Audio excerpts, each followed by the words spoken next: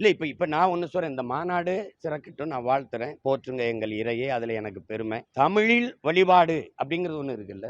எங்கள் இறைக்கு முன்பு உங்களுக்கு தமிழையும், முருகனையும் பிரிப்பீங்களா? பிரிப்பீங்களா? தமிழையும் முருகையும். தமிழ் இறை. தமிழே அவன்தான். அந்த தமிழ் அந்த முருகனுக்கு திருச்செந்தூர்ல, குடமுழுக்குல, நன்னீராட்டுல தமிழ்ல மந்திரங்கள் ஓதணும். திருப்புகழ் பாடணும். அப்படின்னு இருக்குதா? அப்படின்னு தமிழ்ல மந்திரங்கள் ஓதணும்னு இந்த மாநாடு வலியுறுத்துமா? என் கேள்விக்கு பதில் இருக்குமா? இன்னைக்கு தெரியணும்ல. மாநாட்டு தீர்மானங்கள்ல தமிழ் இறை முருகனுக்கு முன்பு, தமிழ் இறை சிவனுக்கு முன்பு தமிழில் தேவாரம் திருவாசகம் பாடப்படணும், பன்னிரு திருமறைகள் ஓதப்படணும், அருள் கொடையாக இருக்கிற திருப்புகழை பாடணும்னு வலியுறுத்துமான்னு கேட்கு. ஆங்கிலத்தை விட்டுருவோம், இந்தியை எல்லாரும் படிச்சிருவோம். இந்த நிலப்பரப்பை விட்டு வெளியில போனா அது பயன்படுமாங்கிறது சொல்லுங்க. இப்போ ரஷ்யா போற இவங்களே பயணம் பண்றாங்க. நாட்டின் பிரதம அமைச்சர் நம்முடைய ஐயா நரேந்திர மோடியே பல்வேறு நாடுகள், அந்த நாடுகள்ல போய் எந்த மொழியில நீங்க தொடர்பு கொள்வீங்க சொல்லுங்க. இந்தி மொழியின் தோற்றம் எப்போது? 500 ஆண்டுகளை நிறைவு செஞ்சிருச்சா இந்தி மொழி? கேள்விக்கு பதில் இருக்கா?